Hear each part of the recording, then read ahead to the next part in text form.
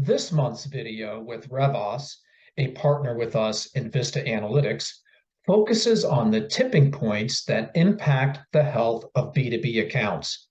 Our data reveals that not proactively sharing ideas, recommendations, and best practices is the primary reason accounts move from being strong to becoming at risk. While being proactive exists in strong accounts, the lack of proactivity is one of the earliest indicators that the account's health is beginning to decline. Allowing this to continue will eventually erode the strategic relationship and affect expansion and renewal.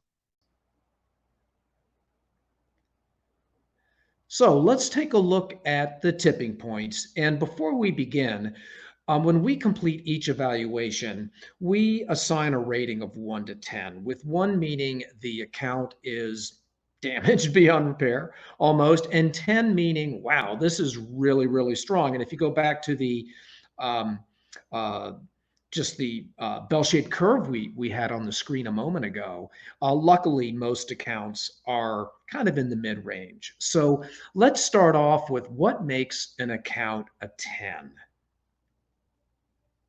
We find that in looking at all of the data and cutting down to the bottom line on an account, we find that proactive recommendations and possessing segment expertise are common denominators on all strong accounts. And in particular, providing proactive recommendations is a more important issue in larger accounts. That being a relative term. For some companies, a large account could be $150,000 in contract value, and others it could be 45 million.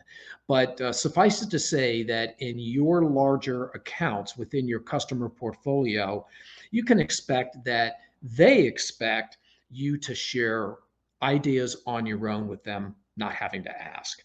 So let's take a look at the next threshold.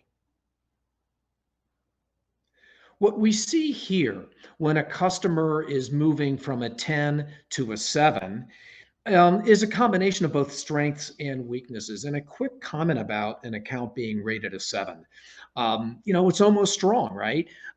So there aren't too many major issues to be concerned about, but what you see is the emergence of some. And what we see here in our data is that lack of proactive recommendations and the lack of a strategic relationship are emerging gaps that start entering the perceptions. And we find that on balance, providers retain having segment expertise. So when an account crosses this threshold, things are going okay, but there are some things beginning to come to the surface that could cause bigger problems, which will lead us to the next threshold.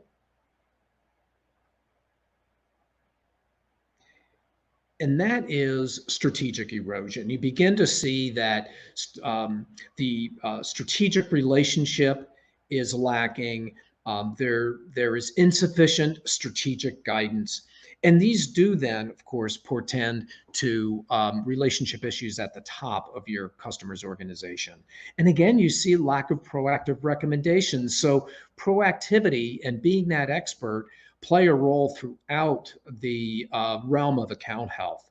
So now we move to the next threshold, and that's a damaged account. And luckily, this is a very small percentage of what we identify in our evaluations. But you see that, the gaps are just more pronounced. There's no proactivity taking place. Communication issues exist. The strategic relationship is essentially non-existent when you look at both in terms of how they interact and in terms of strategic guidance. So in the big picture, when moving counterclockwise from a 10 down to a 1, you see that erosion, and you see it in those nuanced ways. These aren't issues that are always on the surface. These are issues that you can only glean by understanding your customers' requirements, having extensive data, both quantitative and qualitative, and having constant expertise delivered by your teams and the organization as a